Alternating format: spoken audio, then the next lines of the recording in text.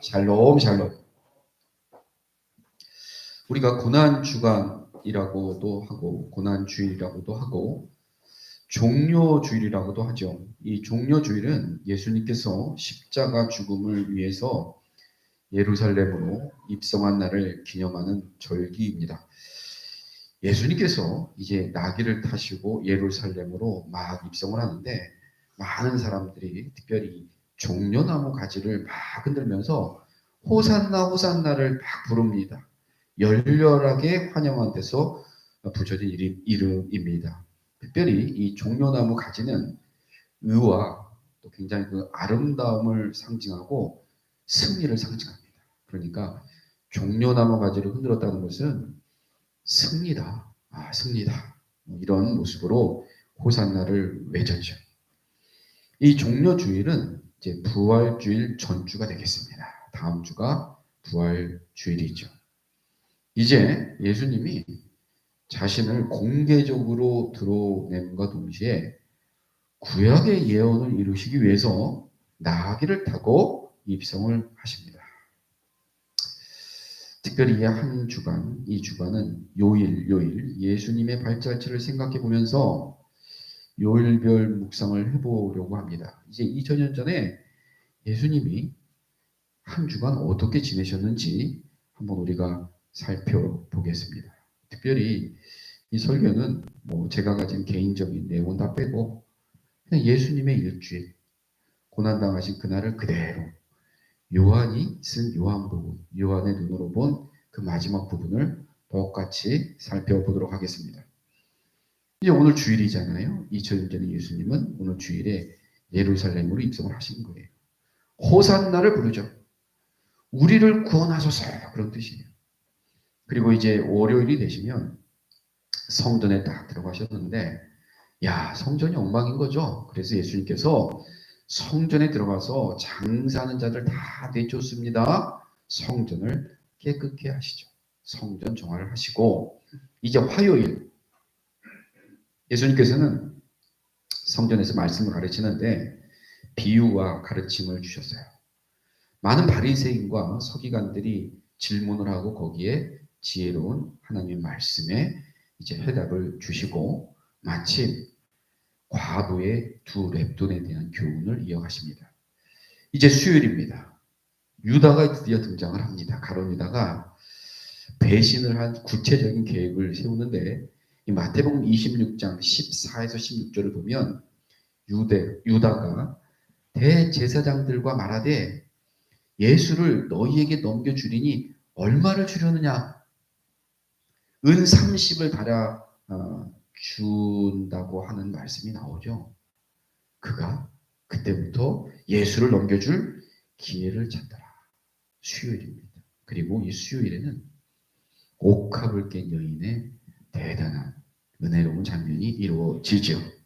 그리고 이제 목요일 최후의 만찬과 겟세마나의 기도가 이루어집니다. 떡을 떼시며 너희를 위해 주는 내 몸이라 너희가 이를 행하라. 나를 기념하라. 이 잔은 내 피로 세운 언약이니 곧 너희를 위하여 붓는 것이니라. 그리고 이제 만일 할만하거든 이 잔을 내게서 지나가게 하옵소서. 겟세마나의 뜨거운 눈물의 기도를 하시는데 그러나 나의 원대로 마옵시고 아버지 원대로 하옵소서. 그리고 이제 붙잡혀 가시고 신문을 당하시고 금요일, 이제 성금요일 십자가에 달리시며 운명을 하십니다. 토요일은 무덤에서 기다리는 모습, 그리고 주일에 사망 권세를 이기시고 부활하시는 모습. 이것이 주님의 마지막 한 주간입니다. 그 한 주간은 우리가 오늘 주일부터 이제 지나게 되어 있습니다. 고난 주일이죠. 오늘 말씀의 제목은 주님의 고난을 생각하며. 오늘 우리 본문은 우리가 요한복음 19장을 읽었는데 요한복음 그 앞장 18장 1절부터 이제 이어지는 19장 42절. 요한복음 18장 1절부터 19장 42절에 이 굉장히 긴 본문은 하나님의 아들인 예수 그리스도가 그의 백성을 대신하여서 십자가에 죽으신 일을 굉장히 상세하게 기록하고 있습니다. 이 저자가 누구죠? 요한이에요. 이 요한복음의 저자인 사도 요한은 특별히 예수님의 사랑받는 제자였기 때문에 항상 옆에 있었고 질문도 많이 하셨고 그리고 예수님의 일거수일투족을 또 잘 봤을 거예요. 그리고 굉장히 요한복음을 보면 영적인 제자, 하늘의 지혜를 많이 받은 제자인 것을 알 수가 있기 때문에 이 어느 누구보다도 이 요한이 본 이 마지막 장면의 광경은 굉장히 세밀하게 기록이 되었다고 할 수가 있어요. 요한은 끝까지 순교하지 않고 예수님의 어머니 마리아를 모시고 주님의 세밀한 음성을 듣고 마지막에 요한계시록까지 기록한 제자 아니겠습니까? 자, 18장 이어지는 19장에 걸친 내용은 크게 네 가지의 단락으로 이루어지는데 정확히 시간적인 순서대로 나열을 해요. 먼저 체포, 그리고 신문 받는 예수, 그리고 십자가를 지시고 장례, 체포, 신문, 십자가, 장례 이러한 주제로 이어집니다. 우리는 이 시간 본문 말씀 그대로 예수님의 고난을 천천히 따라가면서 정말 순종하는 마음으로 그 고난에 참여하는 간절한 심정으로 말씀을 살피고자 합니다. 먼저 예수님이 체포되고 신문을 받습니다. 그런데 참 보니까 외로워요. 정말 아무도 예수님 곁에 없어요. 정말 우리가 그 인간의 모습으로 보면 이건 너무나 외로워요. 예수님은 배반자 유다를 앞세운 무리가 찾아올 줄 알면서도 기드온 시내를 건너서 겟세마네 동산에 이릅니다. 배신자 유다는 그것을 너무나 잘 알고 있죠. 왜 잘 알겠어요? 예수님께서 항상 제자들과 그곳에 자주 모이셨기 때문이에요. 기도하셨고. 제자 유다는 예수님이 다 그곳을 가실 곳을 미리 파악한 후에 가급적 소리나지 않게 예수님을 붙잡을 계획을 가지고 있었고, 유다는 이 한 무리의 군인들과 대제사장들과 바리새인들이 보낸 하인들을 데리고 횃불을 들고 횃불과 등불과 무기까지 들고 예수님을 잡으러 옵니다.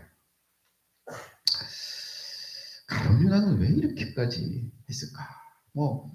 많은 생각들을 할 수도 있고 얘기할 수 있는데 제가 보는 관점은 좀 그래요. 다 여러 가지의 말들이 있지만 가룟 유다도 예수님을 따르던 제자 아닙니까? 그 당시에 예수님의 제자들은 가룟 유다를 포함해서 예수님이 이 로마의 압제로부터 이스라엘을 구원해서 독립을 시키고 나면 마치 우리가 일제시대의 식민지였으니까 그런 느낌을 알지 않습니까? 로마의 압제로부터 이스라엘을 구원해서 독립을 시키고 나면 우리 12명은 한 자리씩 좀 차지하지 않을까라는 욕심을 가지고 분명히 있었어요. 말씀을 보면. 예수님을 봤던 사람들은 모두가 그가 이스라엘을 로마의 압제로부터 구원할 수 있는 인물이라는 것에 반문을 제기하지 않습니다. 호산나가 무슨 뜻이에요? 우리를 좀 구원해 주소서. 바리새인과 사두개인들이 굉장히 똑똑합니다. 그들과 이 젊은 예수가 논쟁을 하는데 비교가 되지 않을 정도로 그 엄청난 지혜로 그들을 한마디도 하지 못하게 해버리는 언변, 병든 자를 치료하는 수많은 기적을 일으키는 그의 모습에서 모든 사람들은 그가 정치인으로서의 잠재 능력에 기대를 걸었죠. 12 제자들은 자신의 생업을 포기했어요. 생각해 보세요. 다 생업을 포기하고 따라갔단 말이에요. 물론 이러한 행동은 그의 제자가 되었을 때 돌아올 반대급부를 마음에 두었기 때문에 가능한 일 아니겠습니까? 내가 다 때려치고 갔다는 얘기는 내가 이분을 따랐을 때 나에게 때려치고 갈 만한 것보다 더 큰 무엇이 있다라는 인간적인 생각이 있었을 것이라는 얘기예요. 근데 가룟 유다를 보면 가룟 유다는 특별히 돈을 관리했던 사람이라고 나오죠. 그런데 성경에는 그가 모아진 값진 돈의 일부를 빼돌렸다는 이야기가 나오죠. 돈을 빼돌렸다는 얘기가 나와요. 그냥 굉장히 돈에 대한 욕심이 남다른 사람이에요. 이 사람.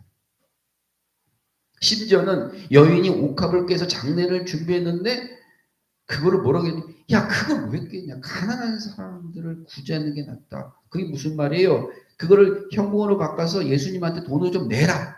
그러면 가룟 유다가 거기서 돈을 좀 일부 또 어떻게 해요? 빼돌리려는 마음이 있었는데 그냥 깨버리니까 아까웠던 거예요. 지금. 예수님 옆에 붙어 있는 것이 얼마나 좋아요. 헌금하면 다 빼돌리고 빼돌리고. 그러니까 자신의 경제적인 욕구를 해결할 수 있는 유일한 방법이고 나중에 이스라엘에 이제 왕이 되면 재정부장 정도 하겠다라는 생각까지도 하지 않았어요. 그런데 예수님 뭐라고 해요? 나 죽는다요. 나 죽어. 그러면 가룟 유다는 목표에 엄청난 차질이 생기는 거죠. 돈줄도 막히고 자기의 장래에 대한 희망도 사라지죠. 근데 여기서 더 놀라운 것은 배신감이죠. 아, 이게 뭐야.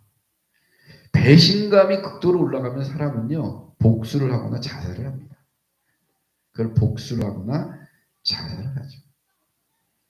예수님 본인이 스스로 죽는다고 했으니 내가 결국 팔아먹지 않아도 죽을 건데 뭐, 라고 생각하지 않았을까?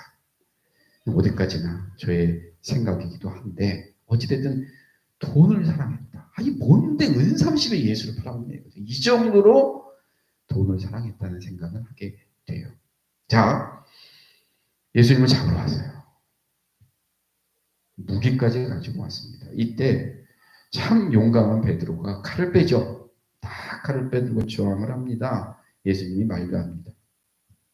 예수님은 아버지께서 주신 잔을 내가 마시지 않으면 안 된다는 확고한 의지를 보이시며 그냥 순순히 다 결박당해서 끌려 나가십니다. 추워요. 그렇죠. 이스라엘은 밤에 춥습니다. 춥고 고통스러운 밤이었습니다. 이것이 그냥 밤에 이루어지는 거예요. 체험 한잔 하시고 기도하시다가 붙잡혀 가시고 목요일 밤에 막 이루어지는 거예요. 얼마나 난 춥고 피곤할까 이런 생각이 막 듭니다. 인간적인 생각에. 먼저 안나스에게 그 다음은 가야바에게 문초를 받아요. 그리고 엄청난 모욕을 당하는데 이 안나스 가야바가 누구냐? 이 사람이 대제사장들이거든요. 근데 이 가야바는 안나스의 사위예요. 자기들끼리 해먹습니다. 그들은 예수님에게 굉장히 적개심을 갖고 있었어요. 왜 갖고 있었냐? 이 사람들은 율법이라는 것을 가지고 백성들을 얽어매고 속박했던 사람인데 어디서 생판 젊은 예수라는 사람이 나타나서 사랑으로 이 모든 것을 대신한다고 백성들을 선동하니까 그리고 이 독사의 자식들아 신랄한 비판을 받으니까 얼마나 예수를 죽이고 싶었겠어요. 그냥 굉장한 적개심을 품고 있는 자들이었어요. 자, 이제 새벽이 됩니다. 꼭박 새벽이 되는 거예요. 가야바는 예수님을 행악자로 고발하여서 빌라도 총독에 있는 관정으로 보냅니다. 자기들은 사람을 죽일 권한이 없으니 로마의 법대로 죽여달라는 거였어요. 참 무도한 사람입니다. 예수님은 밤새껏 정신적으로나 육체적으로나 극심한 고통을 겪었습니다. 그러나 그 누구도 밤새껏 혼자 왜 이렇게 고통받으신 예수님을 돕지 못해요. 예수님을 잡으러 온 무리들에게 호기 있게 칼을 빼들었던 베드로. 마태복음 26장 33절에 보면 베드로가 대답해 이르되 모두 주를 버릴지라도 나는 결코 버리지 않겠습니다. 이렇게 고백한 적이 있었던 베드로. 사실 베드로는 용감한 사람이에요. 참 멋진 사람이에요. 끝까지 쫓아가잖아요. 그죠? 마지막까지 무모하기도 하고 담대하기도 해요. 대제사장의 종 말고의 귀를 내리칩니다. 어떻게 예수님을 잡을 수 있어? 내려쳐요. 그리고 예수님이 신문 받으시던 대제사장의 뜰까지 또 쫓아갑니다. 어떤 일이 있는지 몰라서. 그리고 대제사장 집의 문 밖에서 이렇게 참 추웠다는 걸 알 수 있죠. 불을 쬐고 있다가 이제 문 지키는 여종과 또 다른 종에 의해서 너도 그 같은 당이잖아. 너도 같은 물이잖아. 그래서 베드로가 갑자기 이제 사람은 두려울 때가 있잖아요. 순간적으로 두려움이 왔을 것 같아요. 야, 나는 네가 말하는 것이 뭔지도 알지도 못하고 깨닫지도 못해. 첫 번째 부인이 이루어지고. 그러던 좀 시간이 얼마나 지났는지 우리 같으면 베드로 거기서 도망갈 수 있는데 또 지켜보고 있어요. 마음이 아팠겠지. 야, 또 너 같은 물이잖아 하니까 두 번째 부인을 해요. 야, 갔으면 좋은데. 또 그 도당이라고 말하는 자에게 마가복음 14장 71절 그러나 베드로가 저주하며 어떤 저주를 했는지 모르겠어요. 뭐 내가 예수님 하면 손에 장을 짓게 할 수도 있었을 거고 무슨 소리인지 모르겠지만 여기서 또 맹세까지 합니다. 맹세한다. 저주의 맹세하면 나는 너희가 말하는 이 사람 절대 알지 못해. 세 차례 황급히 부인하며 위기를 모면했죠. 주님의 예언처럼 닭이 울고 때는 이미 늦은 상황이 펼쳐집니다. 어느 제자도 그분의 사랑을 받았던 어떤 사람도 호산나를 외치던 무리 중에 누구도 예수님을 찾아온 사람은 한 명도 없었다. 예수님은 이제 빌라도 앞에 서십니다. 빌라도는 지배국인 로마에서 유대 이스라엘 총독으로 임명한 자예요. 많은 이제 로마가 속국도를 다시 잡고 총독을 보냈는데 가장 유대가 폭동이 심했던 때이기 때문에 사실 악명 높은 사람들을 보냅니다. 우리가 일제시대 때 우리나라의 총독으로 몇 명을 보냈냐면 9명을 보냈어요. 9명. 뭐 제일 보면 나쁜 사람들 보면 테라운지, 사이토 이런 총독들 참 9명이나 보냈죠. 이렇게 이제 지배국의 총독을 보냈는데 그렇게 온 이제 지배국의 이제 총독으로 임명된 자가 빌라도예요. 빌라도가 예수님을 딱 보는 순간 갑자기 딱 떠오르죠. 뭐가 떠올라요? 재판석에 딱 앉은 예수님 오죠. 마태복음 27장 19절에 보면 그의 아내가 사람을 보내 이르되 초오른 사람에게 아무 상관하지 마소서. 오늘 꿈에 내가 그 사람으로 인해서 내가 애를 많이 태어나요. 아내의 이야기가 떠올랐어요. 빌라도 앞에 서신 예수님은 하나님의 나라와 진리에 대해서 찬찬히 설명을 하십니다. 그러나 불행하게도 총독 빌라도는 그것을 전혀 이해하지 못했습니다. 빌라도는 참 간사하죠. 애초에 예수님께서 죄가 없다는 걸 정확히 알고 있었던 빌라도는 이거를 내가 처리하면 안 되겠다 싶어서 좀 어떻게 좀 명분을 찾으려고 했던 거예요. 자기에게 유리한 명분만 있다면 이 예수를 좀 석방시킬 의도를 갖고 있었어요. 그래서 몇 차례 시도를 계속 감행을 해요. 유대인의 법대로 재판하라고 회피하다가 또 그러면 선택적으로 그럼 내가 누구 한 명 사면해 줄 테니까 이렇게 얘기하면 예수를 얘기할 줄 알았던 거예요. 선택 사면 얘기를 제안하기도 했어요. 그리고 채찍으로 막 때리면 예수가 막 피 흘리고 아프니까 유대인들의 동정심을 유발시켜서 좀 석방시켜 주지 않을까. 그런 여러 생각을 하긴 했어요. 채찍으로 때려서 백성들의 동정심을 유발하는 시도까지 다 해봤는데 그러나 결국 대제사장들과 유대인들이 끝까지 예수를 죽여야 된다는 그 위협에 굴복하여서 그리스도를 십자가에 못 박도록 허락하고 맙니다. 이제 예수님은 신문을 거쳐서 십자가를 지시죠. 이게 다 계속 이루어지는 일이에요. 새벽에. 예수님께서 이 참 잔인하죠. 십자가에 달리는 것까지도 엄청난데 자기가 달려야 될 십자가가 엄청난 무게를 지고 거기를 끌고 올라간단 말이에요. 그것도 엄청 더워. 예수께서 자기 십자가를 지시고 해골이라 일컫는 골고다로 향하십니다. 십자가에 매달아 죽이는 것은 인류 역사상 가장 잔혹한 사형 방법이죠. 몸을 찢거나 불에 태우고 맹수의 밥이 되게 하는 일도 있었으나 십자가 형벌만큼 소름 끼치는 것은 없습니다. 고대 페르시아의 사형법이었다는 십자가는 땅이 너무 신성하니 죄인의 시체로 땅을 모독할 수 없다. 높이 매달아 죽였다는 그런 태생의 배경을 가지고 있어요. 오죽하면 로마인들은 로마 시민권을 가진 사람이 아무리 엄청난 큰 죄를 짓더라도 십자가에 달아 죽이진 않았죠. 지독한 고통과 함께 당하는 한마디로 저주의 죽음이기 때문입니다. 십자가에 달리면 그냥 죽지 않고 엄청나게 오랜 시간 고통을 당하면서 시시각각 죽음으로 가는 과정을 경험해야 합니다. 자, 생각해 보세요. 못 박힌 두 손은 숨을 쉴 때마다 쭉쭉쭉 찢어지겠죠. 처질 때마다 찢겨지면 무시무시한 아픔을 줍니다. 온몸은 늘어지고 점점 숨이 막혀옵니다.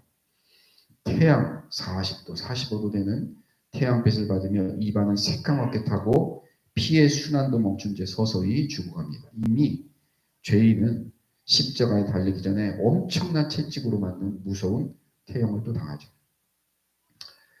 이 채찍에다가 짐승의 뼈를 박아서 때립니다. 그러니까 몸이 벌써 갈기갈기 찍힌 상태가 되어 있습니다. 채찍질과 십자가에 달려는 그 사이에 십자가를 지고 형장으로 끌려가는 과정이 또 다르죠. 야, 엄청나게 매를 맞은 죄인이 피를 철철 흘리면서 자기가 매달릴 그 자리까지 엄청나게 무거운 십자가를 지고 걸어가는 거예요. 그리고 엄청나게 많이 걸어가요. 왜? 모든 사람이 봐야 되고 오랜 시간 봐야 됩니다. 그래서 되도록 멀리 많은 사람들이 구경하는 길로 돌아서 갑니다. 만산 다는 길로 시내로 해서 올라가요. 사람들이 죄인의 비참한 모습을 보고 두려움을 느끼도록 하는 효과가 있기 때문이에요. 사실 이 내려놓는 그 요세비우스나 그런 거 보면 이 이스라엘 유대인들이 독립투쟁을 하거든요. 사실은. 예. 근데 많은 사람들이 사실 독립투쟁 과정에서 십자가형을 당하는 모습이 나와요.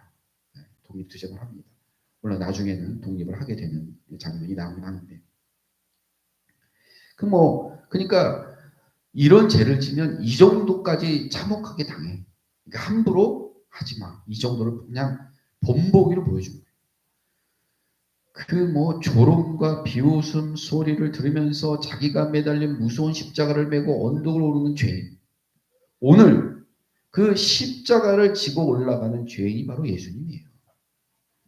하나님의 아들이 자기의 십자가를 지신 날입니다.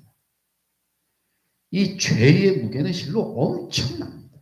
죄의 무게가 엄청납니다. 그 십자가가 얼마나 무거웠어요. 그로 인해서 예수님은 골고다 올라가는 데서 여러 번 쓰러지셨습니다.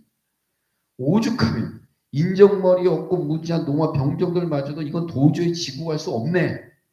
그래서 이제 구경하던 구레네 시몬에게 십자가를 대신 지고 가게 한 것을 보면 매우 매우 무거운 십자가였다는 것을 우리가 알 수 있습니다. 그것은 정말 투박한 나무 토막이었습니다. 그러나 예수님께서 짊어지신 자기의 십자가는 단순히 나무 토막이 아니었죠. 그럼 무엇입니까?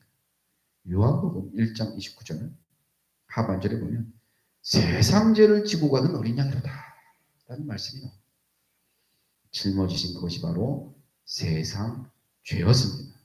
십자가 위에 붙인 패에 히브리어, 라틴어, 헬라어로 유대인의 왕이라고 쓴 것처럼 유대인, 로마인, 헬라인 그리고 우리 예배는 우리 모든 사람, 온 세상의 죄였습니다. 고대 이집트에는 이런 이야기가 있다고 합니다. 이집트 왕을 바로 파라오라고 하는데 그들은 이제 나중에 죽음의 신 앞에 서서 심판을 받게 됩니다. 신은 저울을 가지고 와서 바로의 심장 무게를 답니다. 심장의 무게가 무거워야 좋을까? 가벼워야 좋을까? 가벼워야 한다고 해요. 깃털처럼 가벼워야 통과가 된다고 합니다. 왜냐하면 죄를 지으면 어떻게 돼요? 마음이 엄청 무겁잖아요. 무거워진다. 생각했기 때문인데 일리가 있는 이야기입니다. 누구나 죄를 지으면 마음이 아주 무거워지게 되므로 이것을 죄의 무게라고 부릅니다. 이 무거움이 죄 없는 어린 양 예수 그리스도에게로 전가가 되면서 그 고통의 중량을 이사야 선지자가 이미 오래전에 이사야 53장 4절 초반절에 이렇게 예언을 하였습니다. 그는 실로 우리의 질고를 지고 우리의 슬픔을 당하였거늘 우리가 받아야 할 병고와 아픔을 대신 받은 그리스도를 엄청난 죄의 무게가 내려 누르고 있었습니다. 이 십자가를 짊어진 예수님께서 일찍이 제자들에게 하신 말씀이 있어요. 마태복음 16장 24절. 아무든지 나를 따라오거든 자기를 부인하고 자기 십자가를 지고 나를 따를 것이니라. 나를 쫓을 것이니라. 그렇습니다. 사랑하는 성도님들, 예수님만 자기의 십자가가 있는 것은 아닙니다. 주님의 제자가 되기를 원하는 우리 모든 사람들에게는 다 자기의 십자가가 있습니다. 그리스도와 함께 하나가 되는 까닭에 져야 하는 그 십자가, 그리스도의 뜻에 내 자신을 복종하고 그가 가신 길을 기꺼이 따라 지고 가야 하는 십자가. 그것은 죄와 고난과 아픔을 모두가 함께 짊어진다는 의미를 동반합니다. 내 자신의 십자가는 세상의 고통을 상징합니다. 우리는 연약한 인간이기에 삶에 참 엄청나게 많은 고통이 많이 찾아옵니다. 정말 한 치 앞, 하루 앞도 알 수가 없어요. 예기치 못한 고난, 질병, 경제적 어려움이 계속됩니다. 남들의 일은 잘 풀려요. 근데 나만 도대체 왜 그러는가? 남들은 부유하고 건강하고 행복하게 날들을 사는 것 같은데 나는 왜 이렇단 말이야? 이렇게 탄식이 터져나올 때가 있단 말이에요. 그러나 사랑하는 성도님들, 그것은 인생을 모르기 때문에 하는 말입니다. 모든 사람은 타인이 모르는 가운데 얼마나 눈물겨운 기도와 노력을 하는지 그저 주님께서만 그 사실을 아십니다. 인생이 정말 아름다운 구슬로만 아라리 깨어진다면 얼마나 좋겠습니까? 하지만 인생의 구슬 가운데는 깨진 것도 있고 투박한 것도 참 많습니다. 그래서 인디언들은 구슬 목걸이를 만들 때 살짝 깨진 구슬을 끼워놓고 영혼의 구슬이다 불렀다고 해요. 십자가의 이 형별, 이곳이 아까 제가 페르시아의 형벌이라고 말씀드렸는데 페르시아의 명물인 카페세는 아름다운 문양 사이에 의도적인 흠을 낸다고 합니다. 이거 역시 페르시아의 흠이라고 하는데 삶에는 반드시 이런 흠이 따르는 것이 있죠. 어떤 경우에도 완전 무결할 수가 있다. 그런 생각은 절대 가지시면 안 돼요. 사람마다 각기 보면 다른 그 십자가가 있는 것 같아요. 다 있어요. 다 있어요. 그래서 요한복음 16장 33절 하반절에 세상에서는 너희가 환난을 당하나 담대하라. 내가 세상을 이겼노라. 주님의 말씀과 같이 세상에 사는 동안 환난이 밀려옵니다. 그러나 십자가를 지신 주님이 이기셨어요? 지셨어요? 이기셨어요. 이기셨으므로 우리도 주님의 도우심으로 결국 이길 수 있습니다. 내 자신의 십자가는 또한 신앙적인 고난을 상징해요. 세상은 우리 믿는 사람들에게 매우 좀 적대적이고 도전적이기도 해요. 우리한테 막 욕을 해요. 막 욕을 하면서도 또 이렇게 얘기합니다. 너희들이 예수를 믿는다면서 그러면 사회에 좀 헌신적이게 하고 도덕적이게 하고 최상의 모범도 보여야 되지 않겠느냐? 그런데 왜 너희들은 섬기긴커녕 너희만 잘 살고 배타적이고 경건한 척만 하냐? 이런 핍박이 거세요. 그리스도께서 십자가를 지고 가실 때 많은 사람들이 조롱합니다. 박해하였습니다. 주님의 뒤를 따르는 우리도 얼마나 그런 어려움이 많겠어요. 믿음의 길 결코 평탄하지 않습니다. 그 길은 십자가를 지고 가는 고난의 길이기도 해요. 그리고 내 자신의 십자가는 다른 사람을 위한 희생의 상징입니다. 희생의 짐이 바로 십자가입니다. 너희가 짐을 서로 지라. 그리하여 그리스도의 법을 성취하라. 너희가 짐을 서로 지라. 사도 바울의 가르침이에요. 짐을 서로 지래요. 특별히 우리 사랑하는 주의 되는 성도들은 서로의 아픔과 힘듦의 짐을 서로가 좀 대시줬으면 좋겠어요. 정말 그런 뜨거운 마음이 필요합니다. 세상이 힘들잖아요. 교회에서만큼 위로받고 평안을 얻었으면 좋겠어요. 다른 형제가 죄를 범하고 다른 길로 가는 것을 그저 바라만 보지 않고 그리스도의 이름으로 돌아봐주고 도와주고 한다는 이 권고가 담겨 있어요. 예수님의 십자가는 세상의 죄인들 사이에 세워져 딱 있어서 다른 죄인들도 구원하신 거죠. 다른 사람을 위한 희생의 상징이 십자가임을 보여주고 있습니다. 말씀을 맺겠습니다. 십자가는 정말 구원의 은혜죠. 그리고 구원은 정말 아무 공로도 없는 우리에게 주어진 그저 선물이에요. 정말 선물입니다. 예수님께서 자기 십자가를 지금같이 인생을 사는 우리에게도 내 자신이 짊어져야 할 십자가가 있습니다. 십자가의 짐이 때로는 무거워요. 그렇다고 십자가의 짐을 괴롭게 여기지 맙시다. 그리스도와 함께하는 십자가는 내 자신을 살리는 은혜가 된다는 말씀이에요. 아프리카에 간 선교사가 어느 마을을 방문했는데 그곳을 가로지르는 개울이 있었어요. 그런데 그 개울을 건너는 사람들마다 머리에 큰 돌을 이고 무거운 발걸음을 하나하나 옮기는 것이었습니다. 이유를 알고 보니 개울 가운데는 물살이 너무 세었어요. 무거운 돌을 이지 않으면 떠내려가서 목숨을 잃어버리기도 한다는 거예요. 큰 돌은 참 고통이지만 급류에 휩쓸리는 사람의 목숨을 구합니다. 십자가를 지고 자기의 길을 걷는 사람은 세상 죄에 휩쓸리지 않고 구원을 얻는 은혜를 누리게 됩니다. 주님의 고난이 정말 나를 위한, 우리가 한 주간 이제 고난주의를 보내는데 겸손한 모습으로 내 자신을 돌아보고 정말 그 참회와 회심의 시간, 변화의 시간, 이야 주님의 고난이 날 위해 하였구나, 이게 느껴질 때 십자가는 은혜이고 은총입니다. 사랑하는 성도님들, 이제 한 주간 우리는 주님의 고난을 생각하면 고난 주간을 맞습니다. 우리가 참 예전에는 특별 새벽기도, 금식, 성금요일은 온전히 금식도 하며 또 선장식을 하고 이런 모습들이 참 많았습니다. 우리가 다 같이 함께 할 수는 없어도 댁에서라도 꼭 하셨으면 좋겠어요.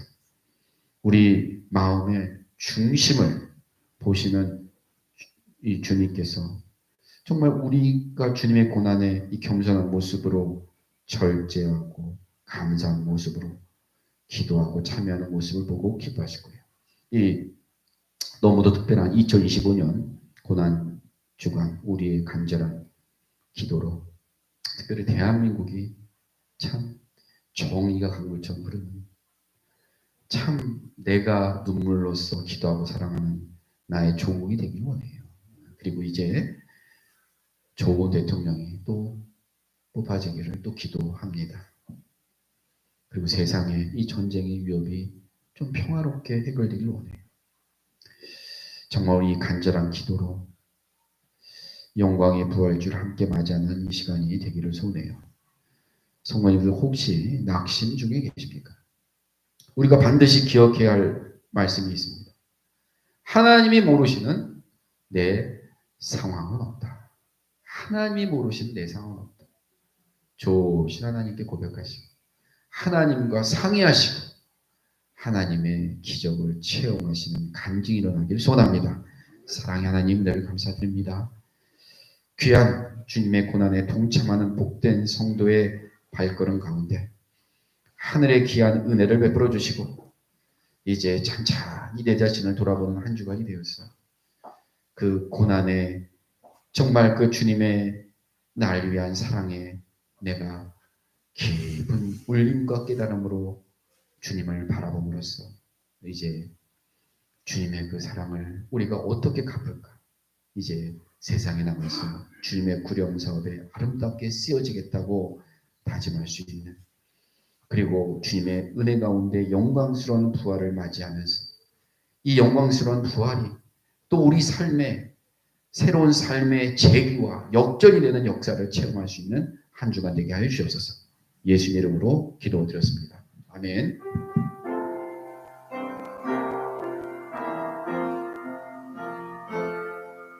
이 말씀 따라 사는 것